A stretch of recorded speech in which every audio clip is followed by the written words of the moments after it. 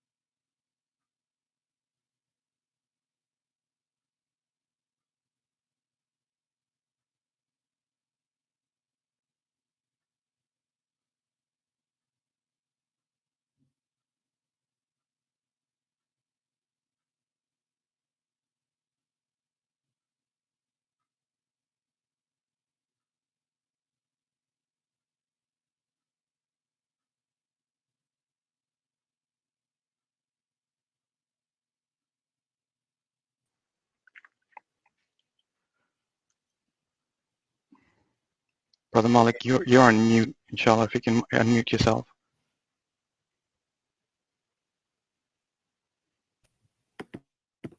was it on mute the whole time?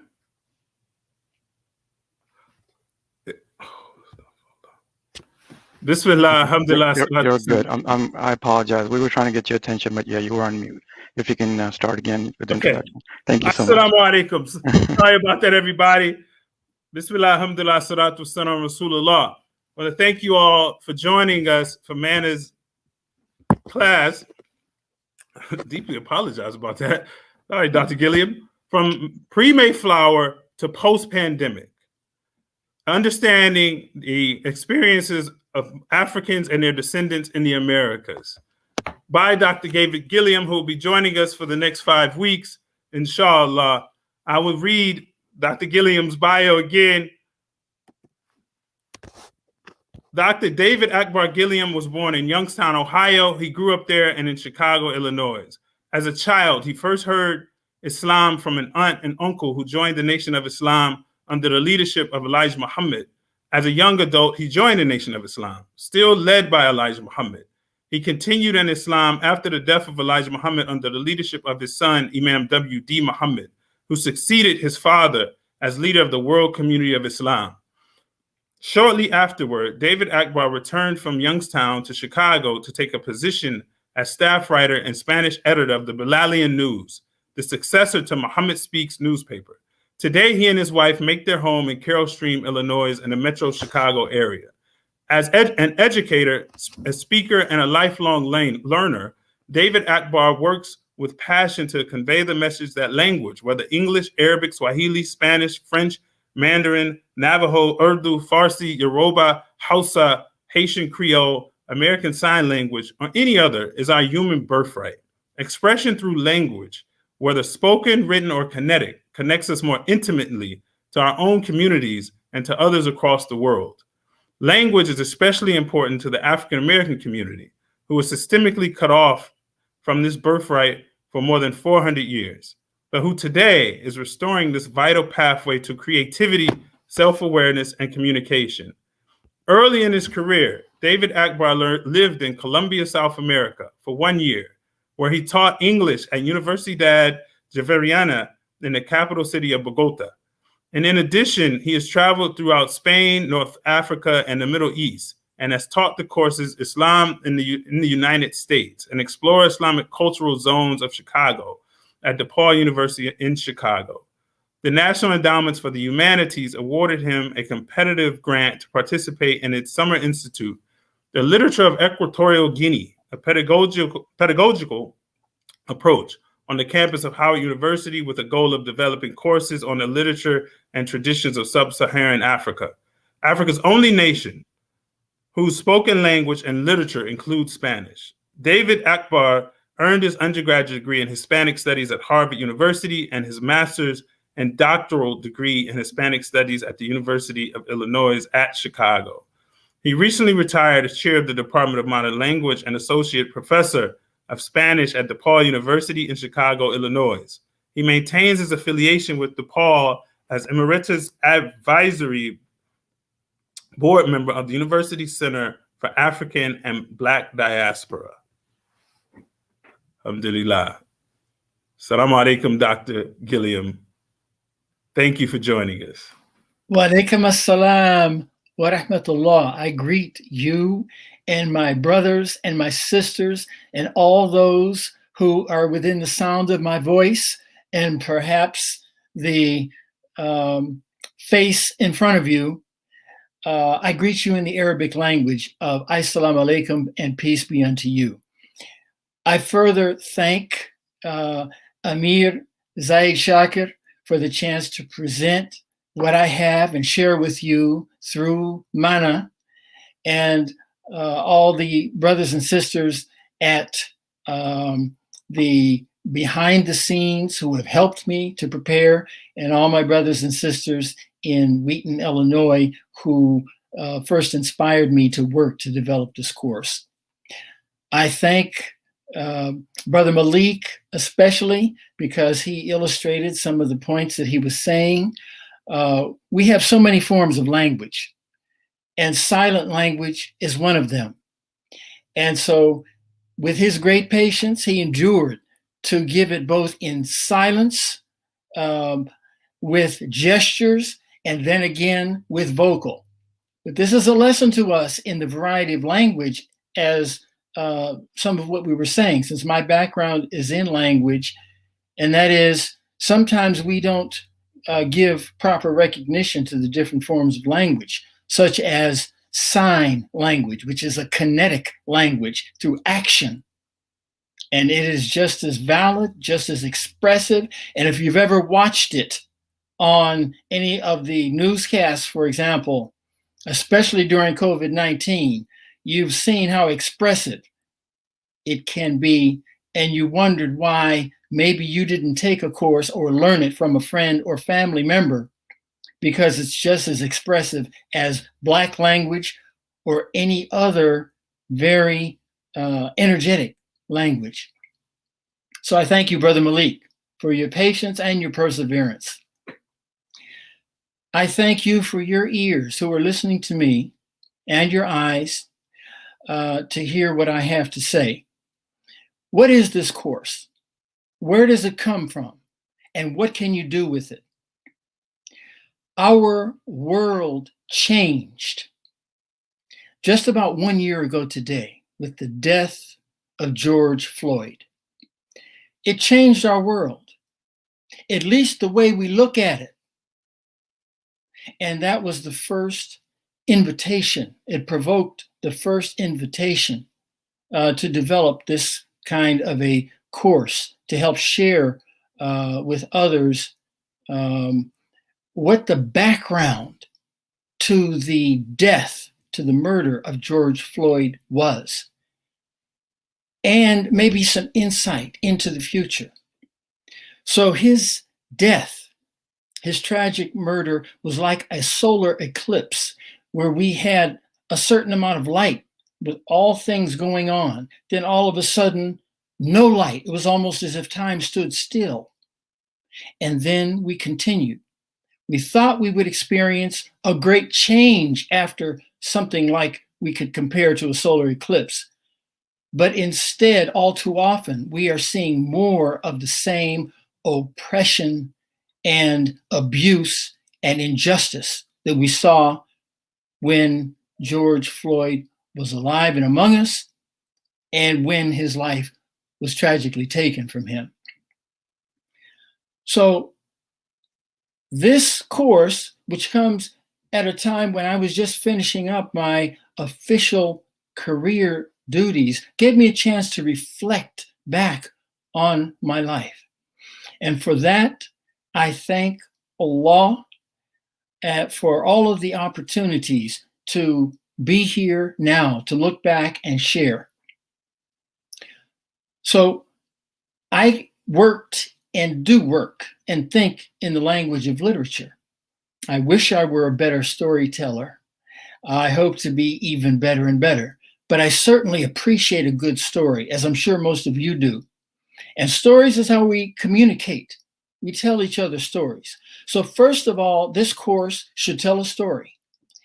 The story that this course will tell is the story of America, told from the perspective, or perhaps even through the eyes, of people of African descent.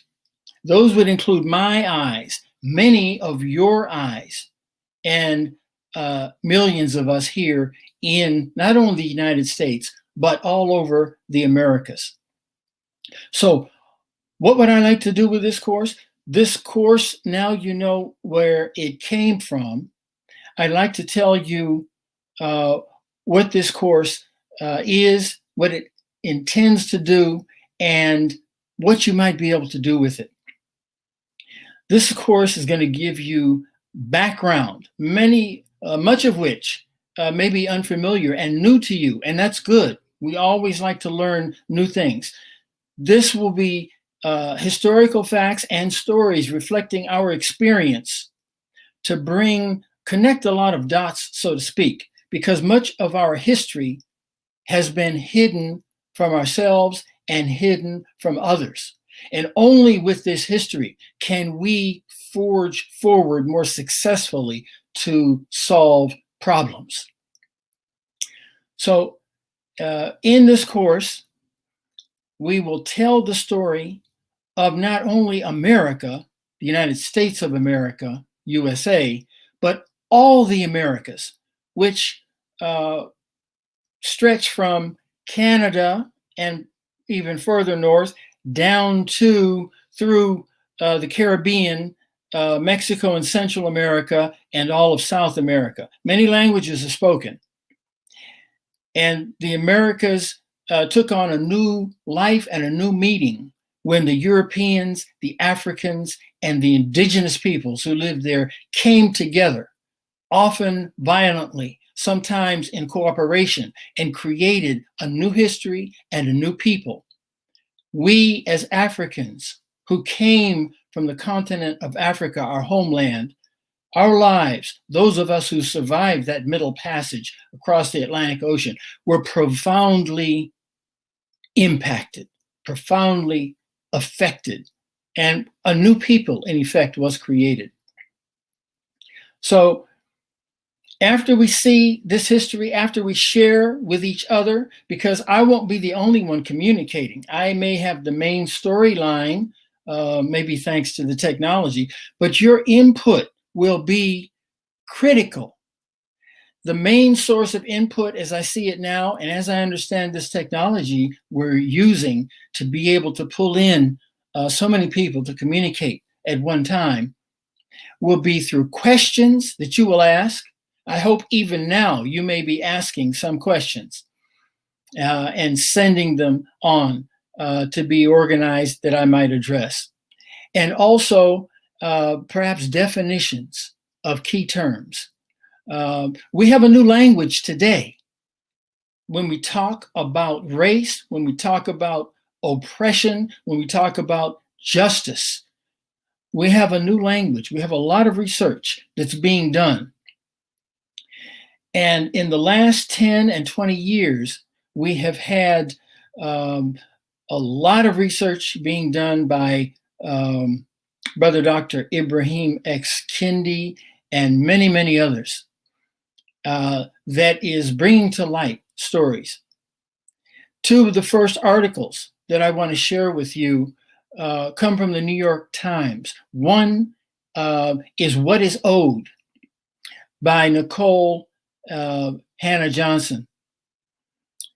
And this article really, in summary, tells the same story that we will be telling throughout the course. And it focuses on our history, reparations as a possible solution, but understanding and tying together so many of these points. The other article, that article is from 2020, August. Another article is about the Greenwood Tulsa massacre, which came to a lot of people's attention for the first time when the former president visited Oklahoma in the course of the election campaign, and near Juneteenth, which we are nearing again today. This was the destruction, almost total, of a Black community, which was one of the richest and most developed, most cultured and successful, despite all of the impediments placed in front of it through our history, in the year 1921, now celebrating or commemorating 100 years. So that brings us back to the title of our course, Pre-Mayflower to Post-Pandemic, to tie these two bookends together. Pre-Mayflower is a kind of a reference to Lerone Bennett Jr.'s book written back in 1962, Before the Mayflower, one of the first well-documented books about our history. Lerone Bennett was a journalist and writer for Ebony magazine, Johnson Publications, and he wrote a whole series of books after that book to further elaborate on our history. But he began with Before the Mayflower, because the Mayflower arrived, and this began the history of the Europeans in Americas and also Africans in Americas. That is the part that is the United States. Post-pandemic, we know the most profound event in our time certainly has been, up to now, the COVID-19 pandemic. And now we are beginning to emerge from it after nearly a year of being locked down or near locked down, wearing facial masks. In fact, if I weren't here by myself right now, I still might be wearing my facial covering, as many of you are still doing. But these are the bookends, and this is when the tragic death of George Floyd occurred, and this is what caused not only African Americans, but all Americans and worldwide residents, inhabitants of nearly every nation to look at themselves and their own history and think about justice versus injustice. And so this is a good point to focus on. This was a good moment for us to think about true and long-lasting solutions.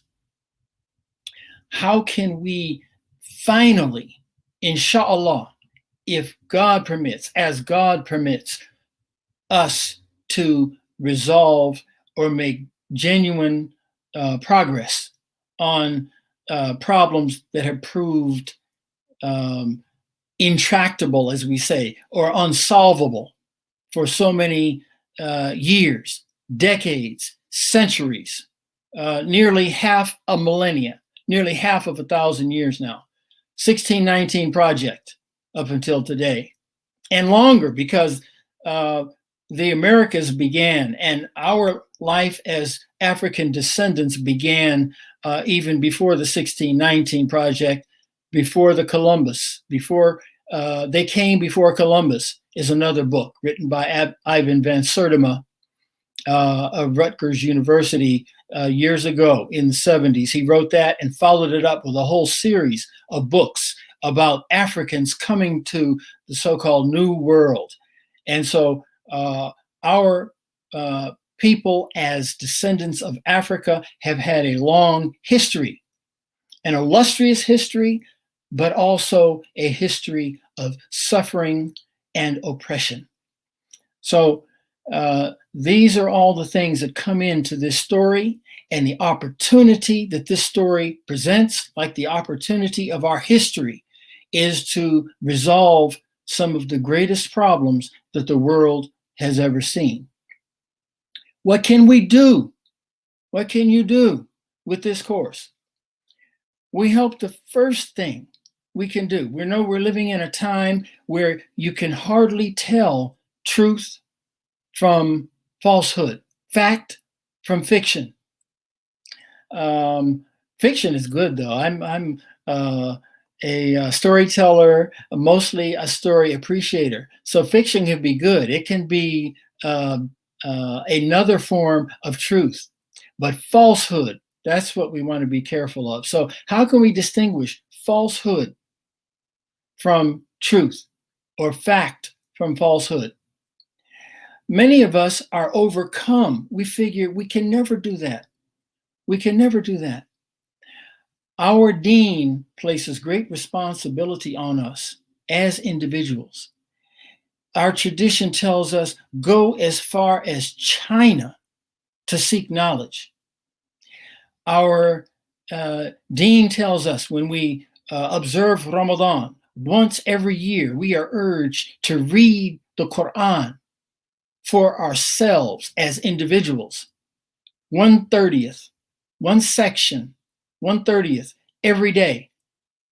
We are responsible for knowing Quran. The imams, the ulama, they can't learn it for us. They can tell us about it. They can help us to understand it better. But Allah holds us responsible for reading it and doing our very best with His help to understand it for ourselves individually. So we are empowered through Quran and through our deen to search for the truth, to make our own decisions based on the best knowledge we can get. And we should be confident that we would not be given a task that is beyond us. So let us encourage each other. I will encourage you, and let you encourage me and each other, that we can master the search for truth, because it's only with good factual background and historical information that we can take firm steps, educated, informed steps towards solutions. So what will we do? We will be empowered to search for the truth. We will remember our deen, and remember we have to be connected in every attempt to make decisions when it comes to justice, ethics, everything else. We must reconnect like in our 5 daily prayers, to our dean, because that's how we get the knowledge, the inspiration, and the guidance to take correct decisions. And to remember it in every aspect of our studies and our life. And finally, to prepare, to learn, and to take action. What action will you take? Only you can decide, because you know yourself best. But we represent at least 3 or 4 major categories that I will be addressing, and that is researchers, religious leaders, which includes scholars, and everyday people, activists and everyday people. Like Sly Stone said in his song so long ago, I am everyday people. So what does that mean? Everyone is everyday people. So everyone should choose the responsibility in this struggle, in the search for solutions that fits their talents. You know your talents best. You and Allah know your talents best. So pick your talents, pick your interests, and match them to the needs that you identify in this struggle for justice and ending of oppression. So that is what we can do with the course. We know that in Quran, we have comparisons, narratives, and wisdom. Amtal wa hikam. And these are comparisons, likenesses that are compared to help us to understand. We are always searching for facts, and we've had many hidden histories. That's why I've recommended the article on the massacre at Greenwood, Tulsa, because up until recently, we didn't have available to us the detail of how successful this city was and how brutal and how instant, nearly instant, within a few hours, it was destroyed after it took more than a decade to create it. We should know this history. We also want to learn how to search for the truth through our own research. And that can include many things. That can include Google and Wikipedia. That can include magazines. That can include films, whether documentary or creative. That can include journals, newspapers, family history. Talk to the mature members of your family. They have a lot of knowledge. There may be even a few who almost remember, or even remember, if you saw those survivors of Greenwood, Tulsa giving testimony through the blessings of Allah, alert and sharp today. They're present in 1921. So search down your own relatives, your friends, talk together. We have a principle in Islam, shura, commonly associated with leaders, especially our Prophet, peace be upon him, Prophet Muhammad, who consulted others before he made many decisions. And we have this as a principle to make decisions. And so that's part of how we come to the truth. We search for many sources and we compare them. And so we'll talk about how to do that. That will take away our fear and our lack of empowerment and give us empowerment that we can get to a firm foundation.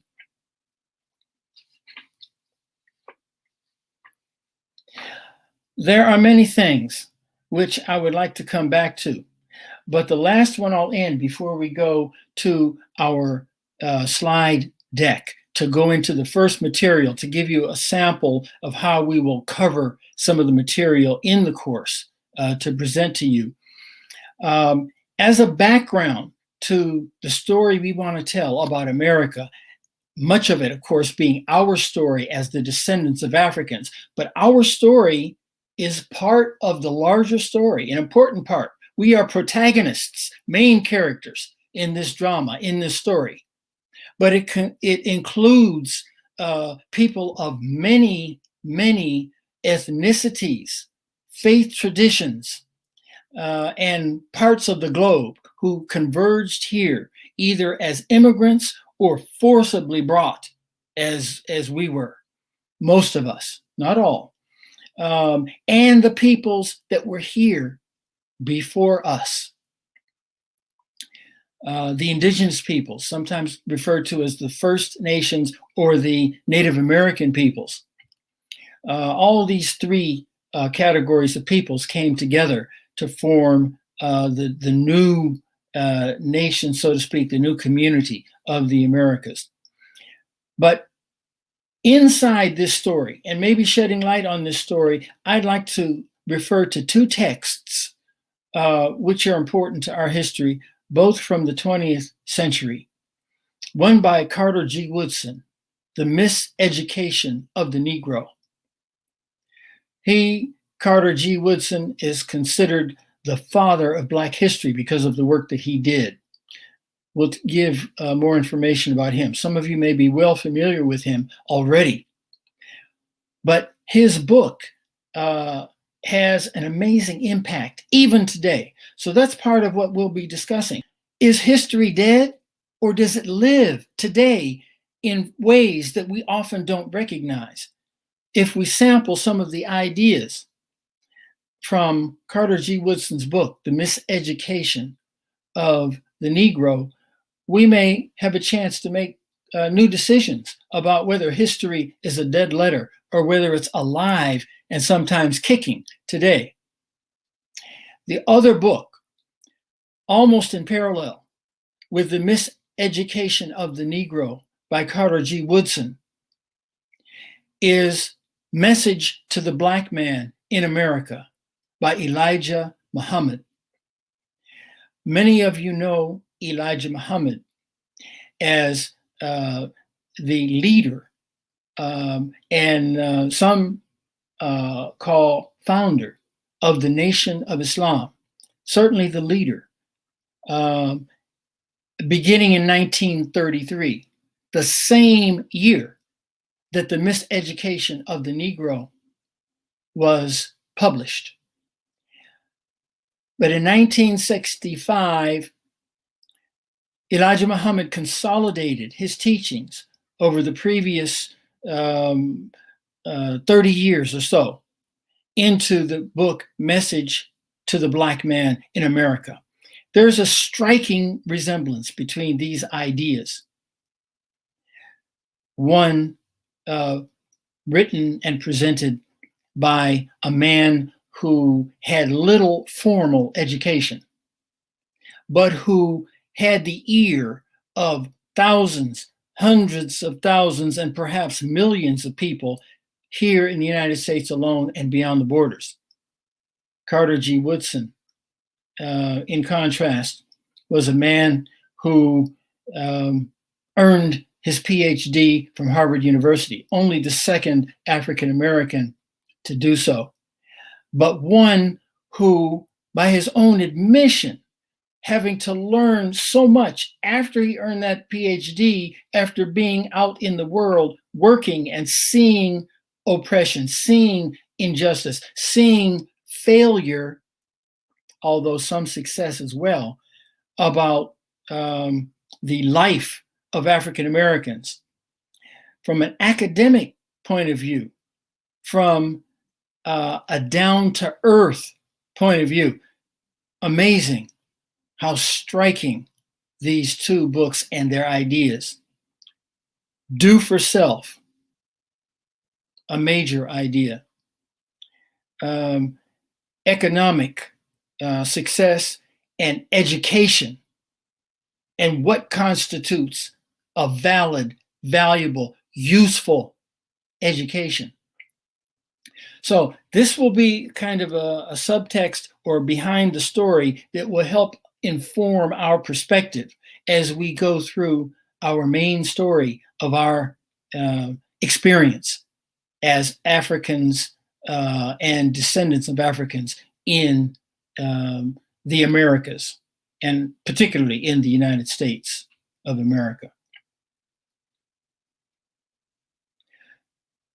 So, as we say in Spanish, ahora sin más ni más, without further ado, I'd like to bring in the slide deck, and I hope you'll be asking some questions that might help us shed further light on this and help me shape the course, because I want to address the needs and the desire to know that you might have. So from pre-Mayflower to post-pandemic towards understanding the experience of Africans and their descendants in the Americas. Can we move to the next slide, please? New empires and the new world.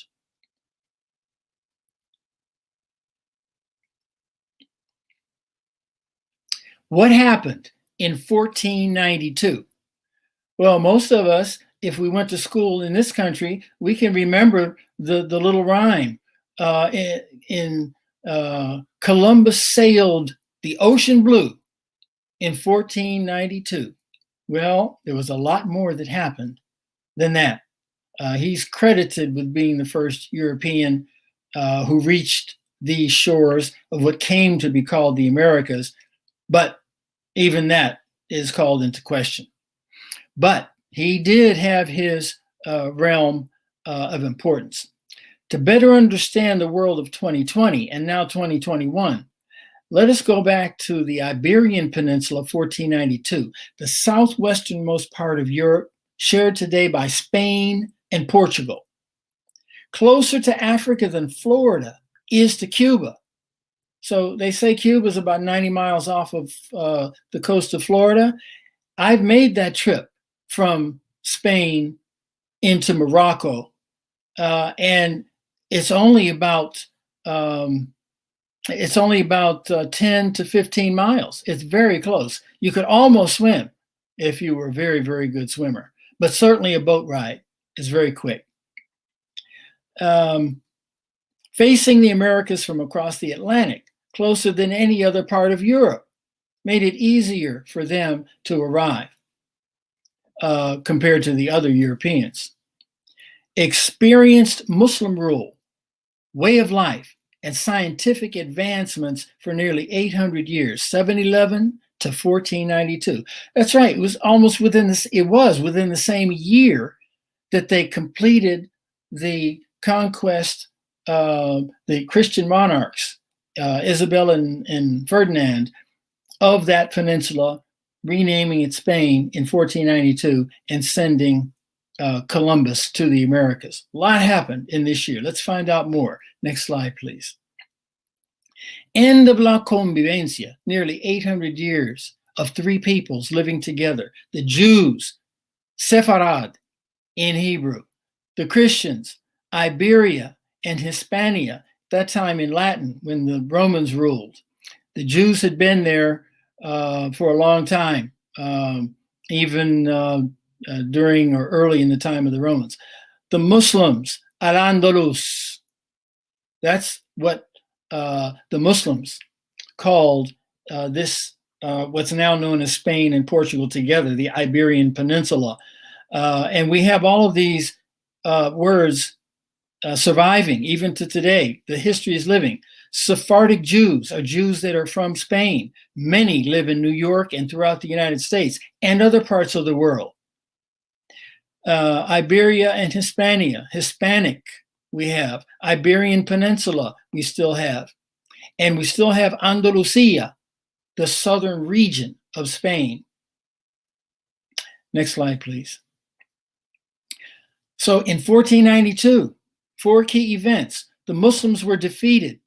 Finally, at the end of the 800 years, it's a long history. It didn't happen overnight, but that was the final defeat. The Jews were expelled. So note the difference there.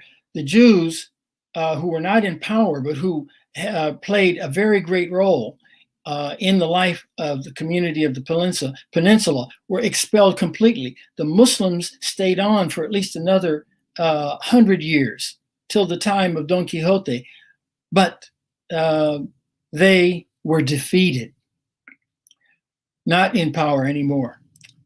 And that's when Columbus embarked. And that's when Antonio Nebrija presented the first Spanish grammar to the Queen Isabel, language as a tool of empire. Now that it had its own grammar, to the chagrin, disappointment, and suffering to many students of Spanish, this grammar must be mastered or at least studied. Antonio Nebrija told the Queen, this will help us rule. We've got a standardized form of the language, and this will help us rule. Okay, what is the significance of the year 1492? Next slide, please.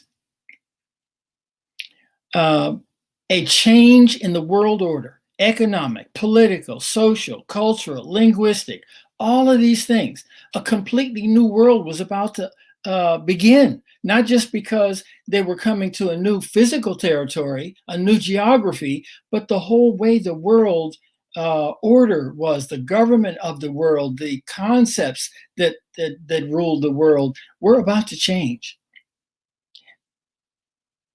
Languages, the cultures, the societies, the politics, and certainly the economics. Next slide, please. The rise of European empires, first across the Americas, then extending into Asia and Africa, 1492 to 1968. Well, often we think that Portugal was the first to establish empire and coming into contact with Africa, sailing around the Cape of Good Hope and going east, beating Columbus to that route to the Indies that they were looking for. No, Africa, the historians tell us, was on a par with Europe militarily up until the late 1800s. And so it was the Americas that fell militarily for many other reasons besides just firepower. Spanish, Portuguese, Dutch, French, British. These are the languages, these are the powers, these are the countries that came and established colonies in the Americas. Continued European economic, political, social, cultural, and linguistic dominance, even in post-colonial 2020 and 2021. So that's a lot to think about, a lot to chew on, as they say. Economic dominance, still, after all these years, after all these decades and centuries, political, social, cultural, linguistic. Yes, but let's look at that. Everything can be questioned. Everything can be understood at a deeper level. Next slide, please. The New World Order that began in 1492 took only a few years to incorporate a new institution that would play a key role in shaping the world we live in today. What is chattel slavery? A new concept of slavery, a new concept of race, a new definition of human being. Again, look at those 3 points.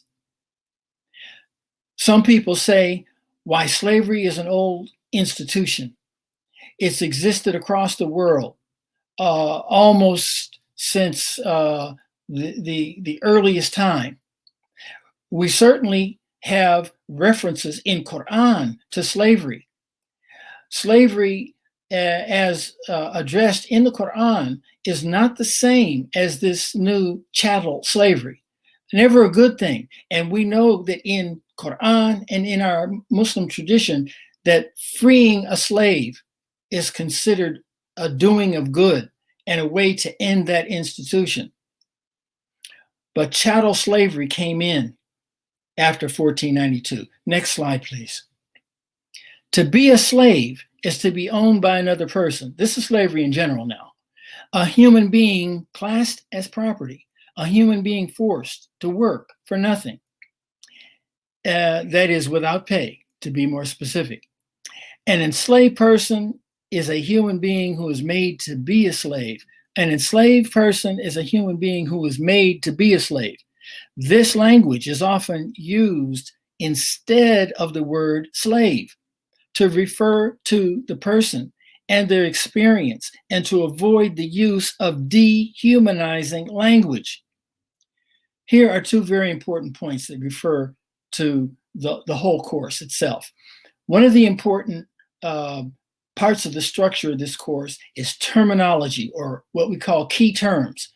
We know if we read, if we talk to friends, if we are taking any classes at all, if we're in the current dialogue in our local areas, our national regions, and worldwide, that language is changing, whether it's English or another language. Language is changing as concepts change, as events change, as things, events, earth-shaking events like the murder of George Floyd.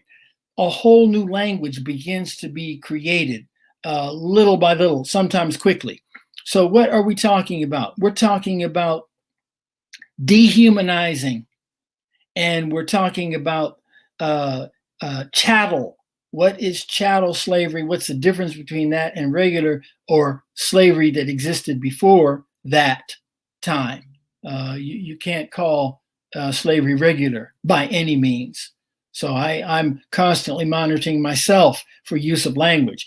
Language is power. Language has power.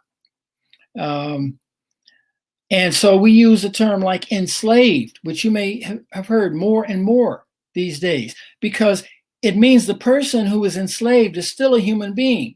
If you say slave, it begins to imply that this is someone who is devoid, lacking in humanity, when actually the enslaved person, as one of the authors, Manuel Zapata Olivella, who wrote about the legacy, the saga of slavery across all of the Americas, in so many of those areas we named, he called us prisoners of war. Prisoners of war. We were taken in Africa in war. And so we were enslaved, but we are still human beings. That's one of the key points and one of the key terms. Next slide, please.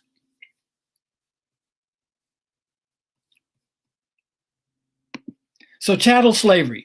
A chattel slave is an enslaved person who is owned forever, whose children, grandchildren, and great-grandchildren and beyond are born enslaved, all born enslaved across the generations of perpetuity. That means forever, by law. The only thing that ended it in the U.S. was the Civil War and the Emancipation Proclamation by law. Sometimes the law does not have the last word either.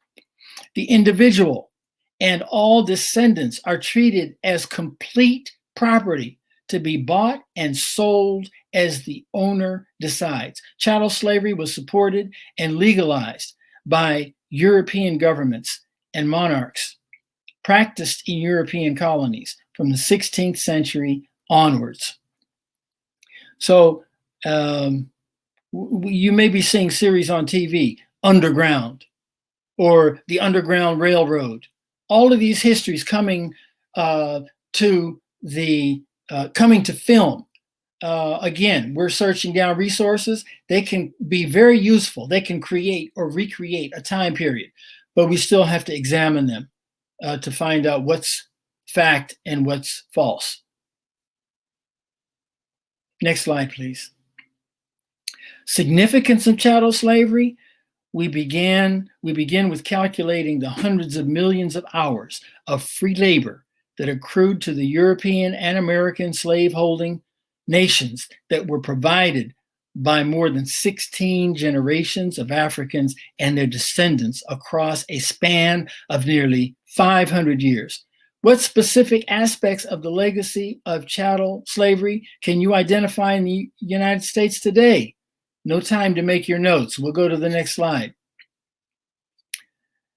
Produced vast fortunes for a predominantly European and European descended elite from 1500 to 1900, financed the Industrial Revolution and the resulting global economic dominance of the Western nations, 1700 to the present, created the immense wealth gap that today separates Americans of European descent and Americans of enslaved African descent. This is another big point, the wealth gap. We'll go into that concept later in the course as well. Next slide, please. 3 rebellions. I will summarize this one because I want to leave some time to answer your questions. This ties closely into the points we will start to cover in next week's session. So we'll actually begin here to talk about these 3 rebellions and how they relate to the Enlightenment and what their impact, their significance is today in the present day. All right, so if we have any questions, we'll try to address those at this point.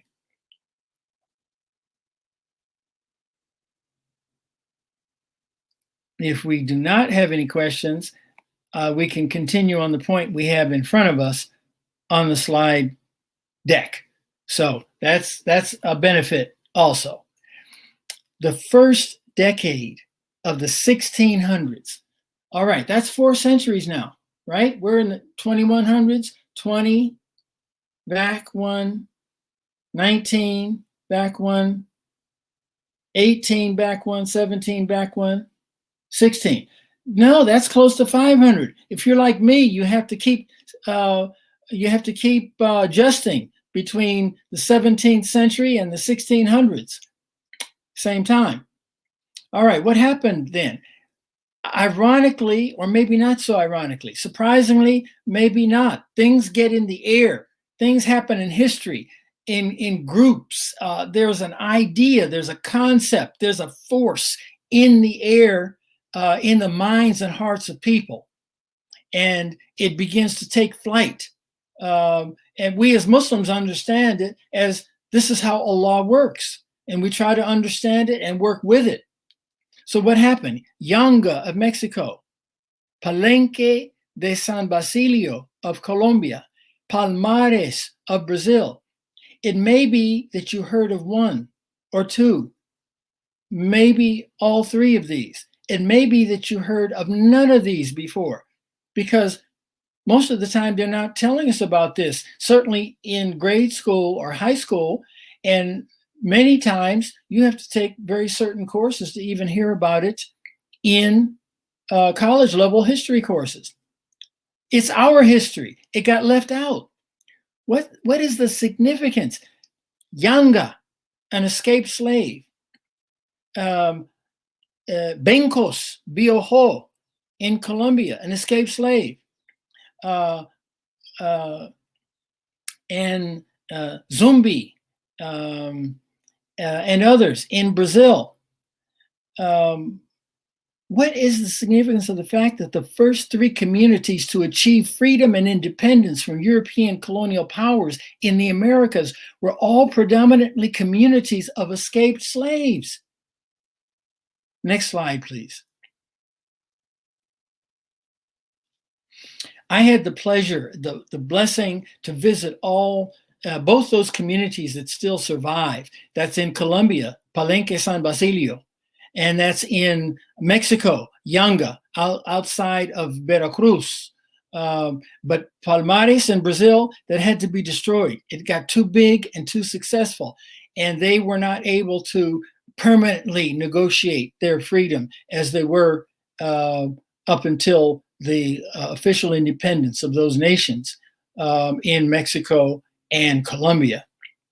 So how do the following aspects of these 3 struggles relate to today's struggle for social justice? Military, diplomatic, intellectual, historical, psychological. How does this discussion help us interpret and compare the history of Latin America and Anglo America, especially the United States? That's the US and Canada, Anglo-America, particularly in regards to race.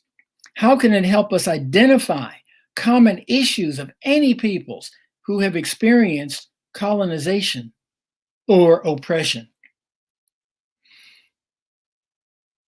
Military, diplomatic, intellectual, historical, psychological. These are all areas and aspects that most people would not attribute to the capabilities, the characteristics, or the personalities, or the capabilities of enslaved peoples. Yet here we are learning about these. Next slide, please. All right, let's go back one slide, please. All right, so diplomacy as well as military, but also a knowledge of history, knowledge of psychology, and a very high intellect were required to defeat the world's superpowers at this time. These three did it. I got a chance to see the certificate, the replica of the certificate at a museum in Mexico, small museum out near where Yanga is, that observes this history, commemorates this history, that the King of Spain ceded independence to this community, Yanga, once called San Lorenzo de los Negros, St. Lawrence of the Blacks was its original name, renamed to Yanga, which was after the leader from Central Africa, the escaped slave who led the guerrilla struggle for years to gain this. Also in Colombia, Bencos Viejo, military, guerrilla warfare, and negotiation. That's inspiring to know that descendants of Africa before the Enlightenment, before revolutions and independence struggles swept across the continent. We'll be discussing that in more detail. This is a taste of what we'll try to do. When we know our history, it empowers us, whether it's current history, whether it's recent history that we can actually remember ourselves as individuals, whether we have to reach back to our family members or books and newspapers. All of these things empower us to do what's necessary to inform steps toward a solution. But this history has been hidden histories, right? But just as in the time of our Prophet Muhammad, peace be upon him, he did away with Jahiliyyah, time of ignorance, and to bring in justice, as Quran speaks about and requires. So that's what we need to do. That's what we need to do. We have a question here. What role does language continue to play in enslavement, remnants, or colonialism or neo-colonialism of Americans and Africa? Well, language continues to play a role because we express ourselves through language, and sometimes we have been impeded from expressing because we couldn't master the language of our new home, so to speak, whether it was English, French, Spanish, Dutch, Portuguese, or any other of a European power. Also, we were trapped. We no longer could command our first language, or our parents' or grandparents' language might not even know what it is. So we're trapped between languages, so to speak. So we have to master every language and put forth every effort, whether it's the dominant or predominant language of the area we live in, or whether it's our ancestral language. Many of us are learning our ancestral languages that no one we ever knew spoke, because even that can be empowering. Many of us, we have an example of this in our deen. We master Arabic to the extent that we can because language brings us closer to the revelation. The revelation was made in Arabic, though it might not be our first language. We still try to master it because that's going to give us a better understanding, or the key to a better understanding and command of the message. But we know translation is the next best thing to work with an idea. But yes, these languages, there's much discussion that could go on about the continuing role of language in our fortunes, oppression, or more fortunate parts of our history.